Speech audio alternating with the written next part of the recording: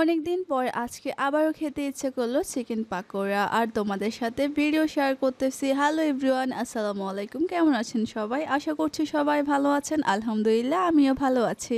যখনই বাসার জন্য কোনো চিকেন আনা হয় তখনই আমি বুকের পার্টগুলো আলাদা করে রেখে দিই। যখন কোনো নাস্তা খেতে ইচ্ছে করে তখন ওই চিকেনগুলো দিয়ে কিছু একটা বানিয়ে খেয়ে ফেলি। তো প্রতিদিনের মতো আজকেও আমি চিকেনের পার্টগুলো রেখে দিয়েছিলাম, তো আমি সেগুলো বাইর করে নিয়েছি ফ্রিজ থেকে আর এগুলো দিয়ে আজকে বানাবো চিকেন পাকোড়া। আর চিকেনগুলোকে আমি ছোট ছোট পিস করে কেটে নিচ্ছি।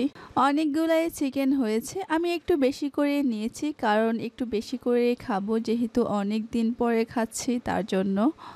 এইদিকে আজহারুল আমার পছন্দের মগটা ভেঙে ফেলেছে আর সে একটা মাটির মগ নিয়ে এসেছে। এই সুন্দর আমার মগটা আমি 99 থেকে নিয়েছিলাম আর সে আমার মগটা ইচ্ছে করে ভেঙে ফেলেছে। এরপর আমার জন্য একটা মাটির মগ নিয়ে এসেছে, মাটির মগটাও সুন্দর আছে।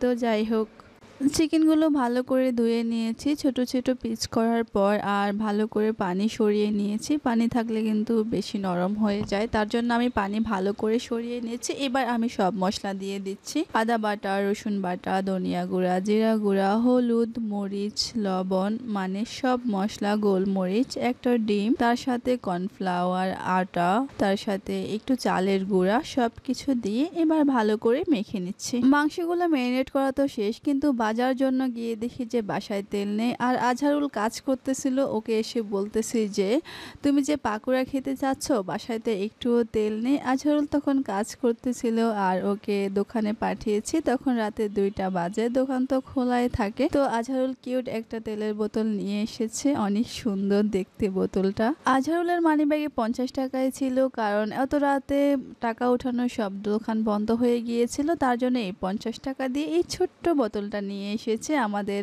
পাকোড়া ভাজা হয়ে যাবে, আরও বেঁচেও যাবে। তো অনেক কিউট বোতলটা দেখতে, কিন্তু আমি তো এটা খুলতেই পারতেছি না। পরে অনেক কষ্ট করে খুলেছি, অনেক কষ্ট করে তেলের বোতলটা খুলেছি আর তেল দিয়ে দিয়েছি। তেল গরম হয়ে গিয়েছে, এবার আমি আস্তে আস্তে সবগুলো চিকেন দিয়ে দিচ্ছি। তো এখানে আমি সব চিকেন দিয়ে দিয়েছি। এবার চিকেনগুলো বাছতে দিয়ে আমি এখানে ডং করতেছিলাম, মনে হচ্ছে যেন বিয়ে বাড়িতে কনেরা যেমন পোস্ট দেয় আমি সেগুলোই করতেছিলাম। গ্রামের বিয়েগুলোতে কিন্তু এভাবেই পোস্ট দেওয়া হয়, তো আমি সেটাই দেখেছি আর এভাবে পোস্ট দিচ্ছি বানাতে বানাতে।